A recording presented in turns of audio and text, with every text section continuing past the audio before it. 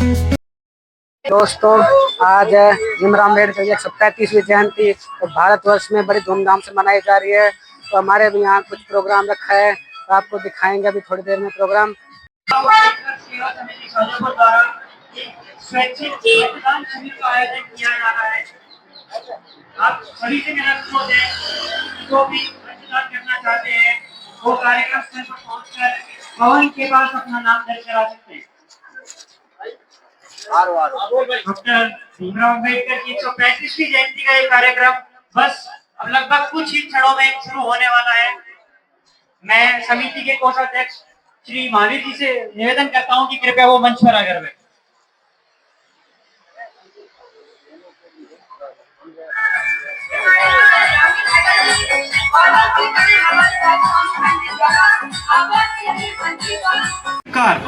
युग पुरुष परम पूज्य बाबा साहेब डॉक्टर भीमराव अंबेडकर जी की 135वीं जयंती के इस ऐतिहासिक और गौरवशाली अवसर पर आप सभी को दिल की गहराइयों से हार्दिक शुभकामनाएं। हमें सिखाया, झुको मत, रुको मत, अपने हक के लिए लड़ो। आज का ये मंच, ये अवसर सिर्फ एक जयंती नहीं है, ये एक संकल्प है। संकल्प है समानता का, संकल्प है सम्मान का, और संकल्प है एक बेहतर समाज बनाने का। डॉक्टर भीमराव अंबेडकर सेवा समिति शाजापुर की ओर से मैं पूरे जोश और गर्व के साथ यहाँ उपस्थित सभी विशिष्ट अतिथियों, माताओं, बहनों और मेरे युवा साथियों का तहे दिल से स्वागत करता हूँ, अभिनंदन करता हूँ, वंदन करता हूँ। साथियों, हमारे बीच आज के हमारे कार्यक्रम के मुख्य अतिथि, विशिष्ट अतिथि पधार चुके हैं। मैं आज के हमारे अध्यक्ष की अनुमति चाहूंगा कि हम आज का कार्यक्रम शुरू करें। बाबा तेरी कलम के बल हम राज करते हैं, तेरी करनी पे बाबा हम नाज करते हैं। बाबा तेरी कलम के बल हम राज। सदस्यों से, मुख्य अतिथियों से, विशिष्ट अतिथियों से और मंचासीन सबसे अनुरोध करता हूं कि कृपया वे दीप प्रज्वलित कर बाबा साहब की मूर्ति पर माल्यार्पण करें।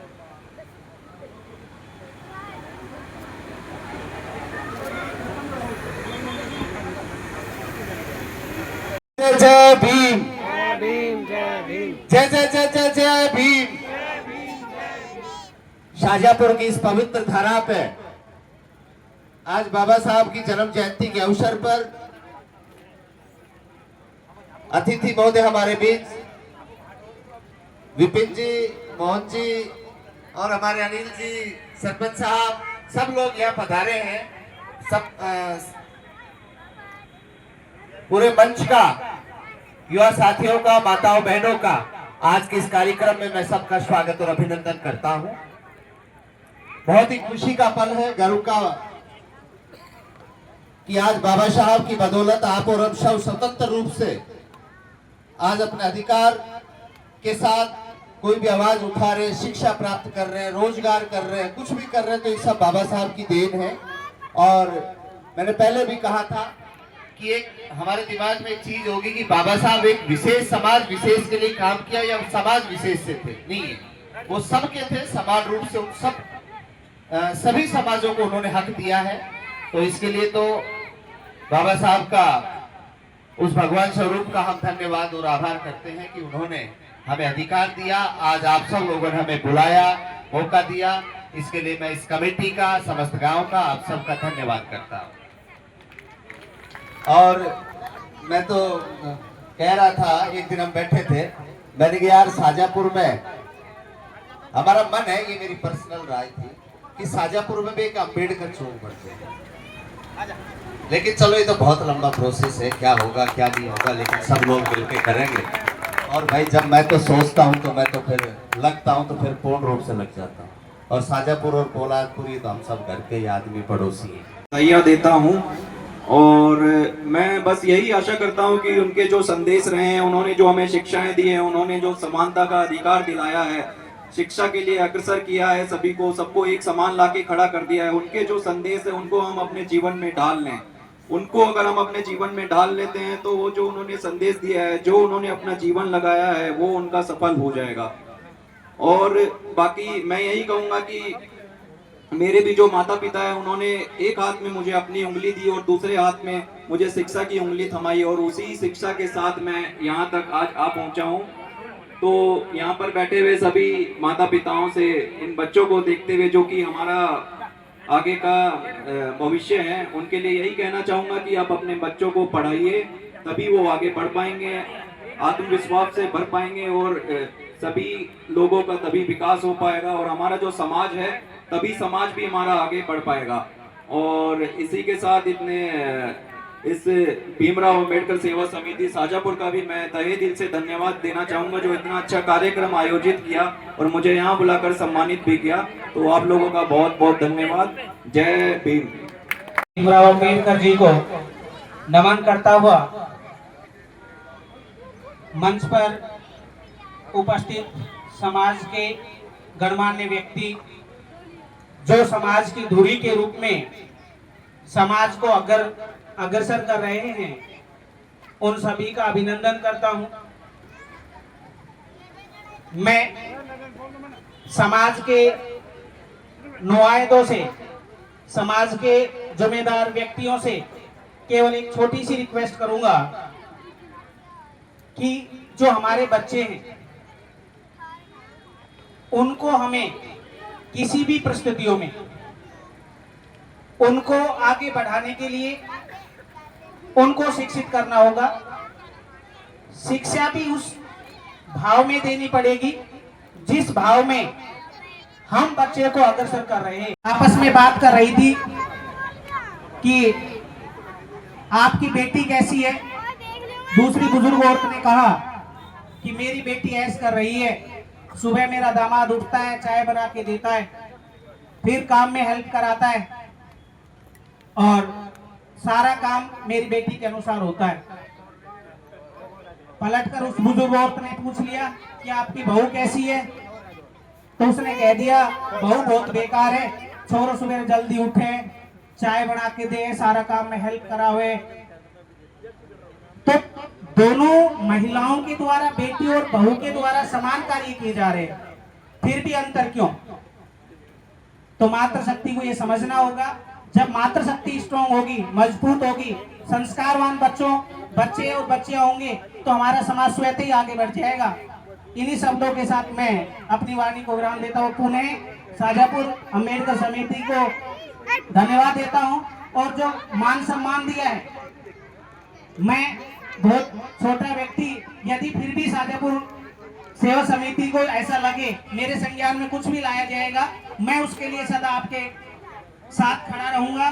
जय भीम, नमो बुद्धाय। नजारे देखे हमने हजारों, देखा ने कभी ऐसा नजारा, आसमान में देखे सितारे बहुत, पर भीम जैसा देखा ने सितारा।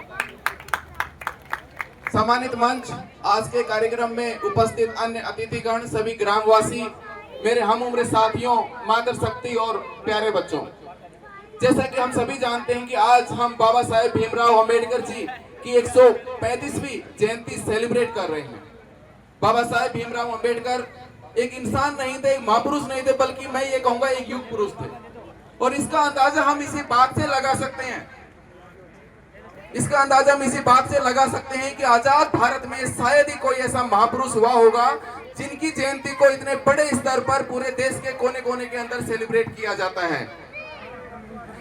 बाबा साहेब ने इस देश के लिए जो किया, उनके लिए ये समस्त देशवासियों के लिए वो अविस्मरणीय रहेगा। और वो सबसे महत्वपूर्ण, सबसे बड़ा काम था हमारे देश के लिए संविधान का निर्माण करना, हमारे देश के लिए जो अच्छे कानून बनाने का कार्य किया, हमारे देश के दलित पिछड़े वर्ग के हितों के संरक्षण के लिए जो बाबा साहेब ने काम किया, उनके इस योगदान को आने वाली कई पीढ़ियों तक उनके इस योगदान को भुलाया नहीं जाएगा। बोलने को तो बाबा साहब के बारे में बहुत कुछ है, लेकिन समय की भी पाबंदी है। मैं यहाँ पर 2-3 कुछ ऐसी बातों का उल्लेख करना चाहूंगा जो अक्सर लोग उंगली उठाते हैं, उनके बारे में मैं तर्क सहित कुछ बातें मैं यहाँ पर शेयर करना चाहूंगा आज के इस पावन अवसर पर। अक्सर कहा जाता है कि बाबा साहेब एक जाति विशेष के नेता थे और जाति विशेष में ही पूजनीय है। इसके ऊपर अगर गौर किया जाए तो हम जानते हैं कि बाबा साहब का जन्म महार जाति में हुआ था, और महार जाति का अगर सबसे ज्यादा संकीर्ण की बात करें तो महाराष्ट्र के अंदर सबसे ज्यादा महार जाति पाई जाती है, और वो भी महाराष्ट्र की कुल पॉपुलेशन की। Bharat Ratna doctor B R. अम्बेडकर जी की जयंती पर एक कुछ शब्द कहना चाहती हूँ। डॉक्टर अम्बेडकर जी का जन्म 14 अप्रैल 1891 में हुआ था। उन्होंने अपने जीवन में बहुत कठिनाइयों का सामना किया, लेकिन कभी हार नहीं माने। वे हमारे देश के संविधान निर्माता थे। उन्होंने हमें समानता, स्वतंत्रता और भाईचारे का महत्व बताया। डॉक्टर अम्बेडकर जी ने नारी सम्मान और उनके अधिकारों के लिए बहुत काम किया। उन्होंने महिलाओं को शिक्षा और बराबरी का हक दिलाने के लिए भी संघर्ष किया। उन्होंने मजदूरों, गरीबों और कमजोर वर्गों के लिए भी कार्य किया। वे चाहते थे कि समाज में हर व्यक्ति को बराबरी का अधिकार मिले। डॉक्टर अम्बेडकर जी ने देश की आर्थिक व्यवस्था को मजबूत बनाने के लिए भी कार्य किया। उन्होंने बैंक और वित्तीय व्यवस्था के विकास के लिए महत्वपूर्ण सुझाव दिए। उनका मानना था कि शिक्षा ही सबसे बड़ा हथियार है। उन्होंने कहा था, शिक्षित बनो, संगठित रहो, संघर्ष करो। हमें उनके बताए रास्ते पर चलना चाहिए और एक अच्छा इंसान बनना चाहिए। अंत में मैं बस यही कहना चाहती हूँ कि हम सभी को मेहनत से पढ़ाई करनी चाहिए और देश का नाम रोशन करना चाहिए। धन्यवाद। जय भीम, जय भारत। हमारे मंच संचालक जोगेंद्र धनवाल जयपुर में प्रतियोगी परीक्षा की तैयारी कर रहे हैं। हम सभी की ओर से उन्हें ढेर सारी शुभकामनाएं। हम कामना करते हैं कि वे अपने जीवन में बड़ी सफलता प्राप्त करें। आज के इस कार्यक्रम में उनकी कमी महसूस हो रही है। डॉक्टर भीमराव अम्बेडकर जयंती के इस पावन अवसर पर हम सभी मिलकर उन्हें बधाई देते हैं और उनके उज्जवल भविष्य की कामना करते हैं। जय भीम। जय जय जय जय जय भीम। जय जय जय जय जय भीम। भारत माता की, भारत माता की। वंदे वंदे। बाबा साहब अमर रहे, अमर रहे। बाबा साहब आज के इस बाबा साहब जयंती प्रोग्राम के अध्यक्ष महोदय और हमारे बीच कुछ ही समय बाद पहुंच रहे हमारे माननीय विधायक श्री ललित यादव जी, मंच पर विराजमान भाई ऋषिराज, भाई धनराज जी, सम्मानित मंच और मेरे सामने बैठे बुजुर्ग, युवा साथी, माताओं, बहनों, प्यारे बच्चों एवं मीडिया के बंधुओं, आज इस मंच के माध्यम से मैं सर्वप्रथम उस महान आत्मा, महान व्यक्तित्व के धनी भारत रत्न बाबा साहब डॉक्टर अम्बेडकर साहब को नमन करता हूँ।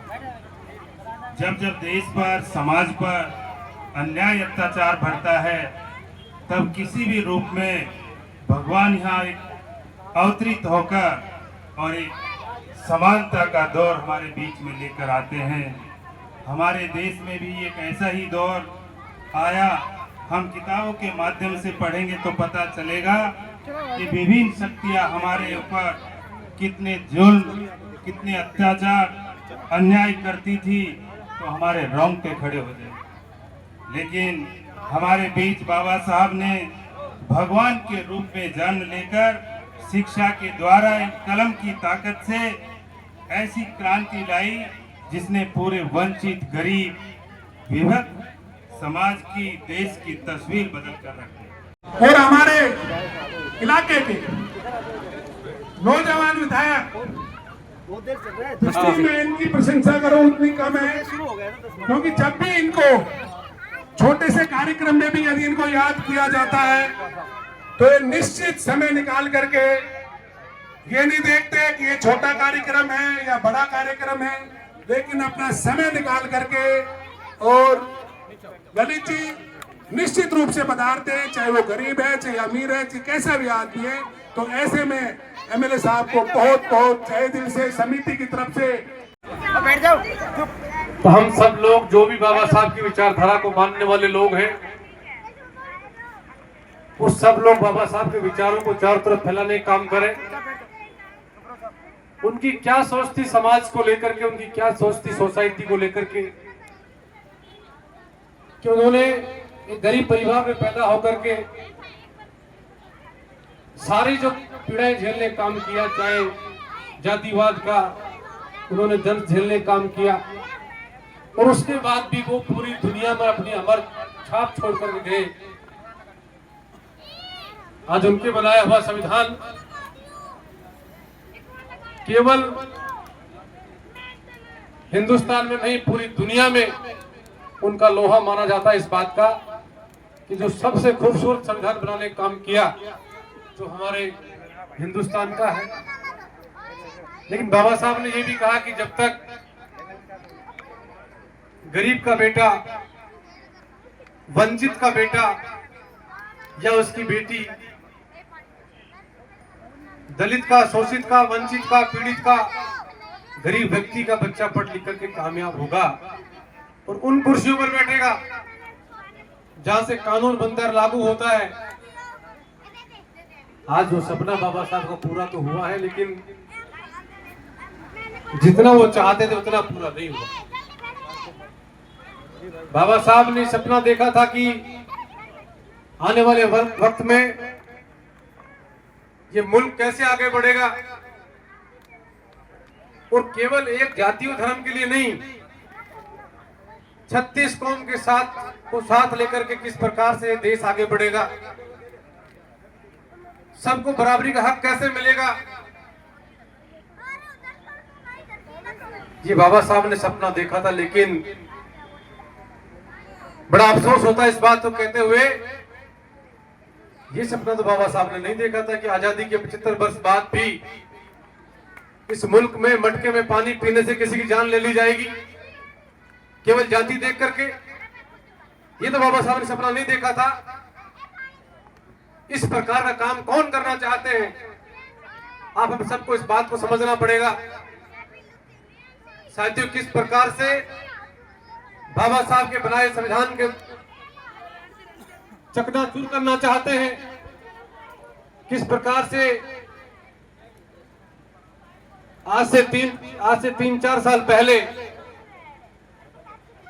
ये बड़ा संघर्ष इस देश में हुआ,